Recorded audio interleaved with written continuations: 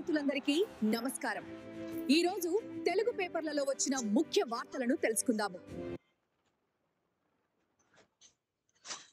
బుక్కెడు బువ్వ లేక ఆగిన శ్వాస అంటే ఏంది డాడీ?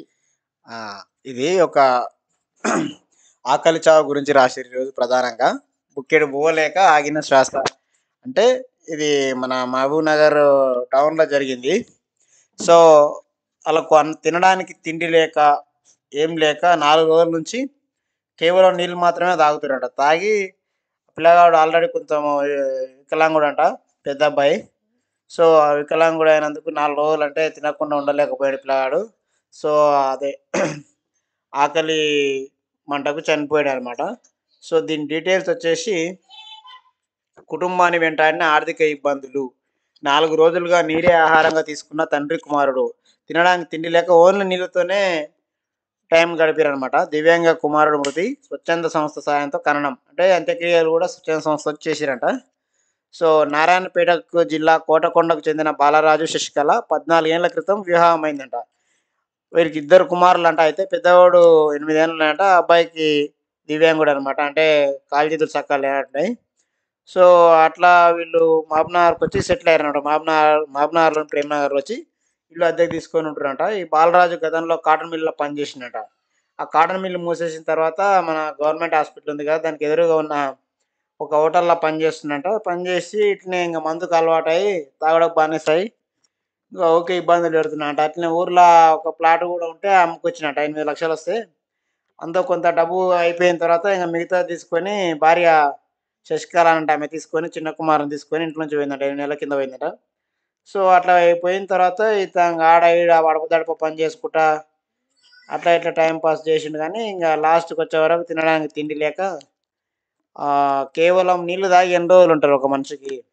ఇది నిజంగా కూడా ఈ వార్త దాదాపు 20-30 ఏళ్ల కింద జరిగింది మన పాలమూరు జిల్లాలో ఆకలి చావులని.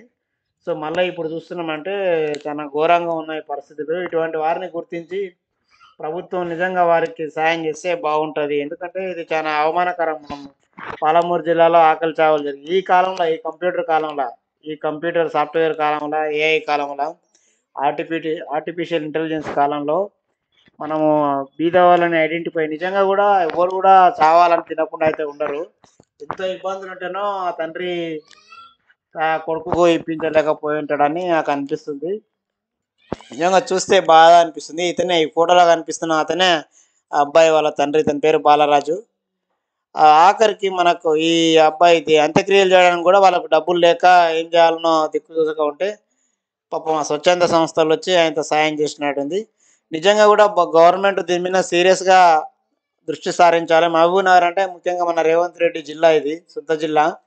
ఆయన జిల్లాలోనే ఇట్లా ఆకలి చావులు జరుగుతున్నాయంటే ఇది నేషనల్ మీడియా కానకపోతే ఎట్లా ఇబ్బంది అవుతుంది. కాబట్టి ప్రభుత్వం ఇటువంటి వారిని నిజంగా, ఇంత బీదోడ ఇటువంటి వాళ్ళు నిజంగా ఉంటారు కూడా. ఎందుకంటే ఆ మహబూబ్ నగర్ ఏరియాలో నాకు తెలుసు.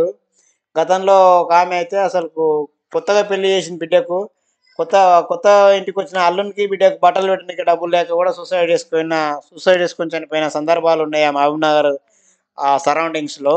నిజంగా చాలా బీద పరిస్థితులు ఉన్నాయి. వాడన్నిటినీ గవర్నమెంట్ ఏదో రకంగా వాళ్ళకు ఉపాధి కల్పించి డెవలప్ చేస్తే బాగుంటుంది. నిజంగా చాలా బాధాకరమైన విషయం. నిజంగా ఇటువంటి వారు నిజంగా ఉంటే కూడా ప్రభుత్వ దృష్టికి తీసుకుపోవాలి. ఎంఆర్ఓని కానీ వాళ్ళని కానీ సహాయం కోసం అప్లికేషన్ పెట్టుకోవాలి. ప్రభుత్వం సీరియస్గా యాక్షన్ తీసుకోవాలి అని కోరుకుంటున్నాము. రేవంత్ రెడ్డి ఎందుకంటే సొంత జిల్లా, ఇంకోటి కోడంగల్కు కూర్తవేరు దూరంలో ఉంటుంది మహబూబ్ నగర్ పట్టణం. సో కాబట్టి ఇది ప్రభుత్వం దృష్టికి పోతుందని అనుకుంటున్నాను. ఎందుకంటే పేపర్ చూసి రేవంత్ రెడ్డి దగ్గర ఉండే వాళ్ళు అలా సెక్రటరీస్ అందరూ కూడా చెప్తారని అనుకుంటున్నా, తెలిసి ఉంటుంది అనుకుంటున్నా. ఆయన సరైన నిర్ణయం తీసుకొని నిజంగా బీదోళ్ళు ఇంకా ఎంతమంది ఉండరు. నిజంగా తినడానికి తిండి లేకపోవడం అంటే ఇది మామూలు మాటలు కాదు. ఏదో నువ్వు కారు కొనుక్కోవడమో, బైక్ కొనుక్కోవడమో అదంటే వేరే విషయం. కానీ కేవలం తినడానికి లేకనే నీళ్లు తాగి చనిపోయారంటే చాలా సిగ్గుపడాల్సిన విషయం కూడా ఈ కాలం వల్ల మాత్రం. ఏది ఏమైనా కానీ ఇతనికి జరిగిన నష్టాన్ని ఎవరు పూడ్చలేరు. సో ఈ తాగుడుకు బానిస అయితే ఇవే సమస్యలు ఉంటాయి. కాబట్టి తాగుడు మానాలనే కోరుకుంటున్నాం అందరూ కూడా. సరే తాతే ఏదో దానికి నీ పానం అలసిపోయినాక తాత ఓ రకంగా ఉంటుంది, కానీ నీకు తాగడనే జీవితం అయితే మాత్రం ఇటువంటి పరిస్థితులు అయితే పిల్లం పిల్లలు వదిలేసిపోతారు. లాస్ట్‌కు దిక్కుతోచని పరిస్థితులు ఎదురైతాయి కాబట్టి తాగుడుకు దూరంగా ఉండి మన పాలమూరు జిల్లాని అభివృద్ధి చేయాలని కోరుకుంటున్నాను.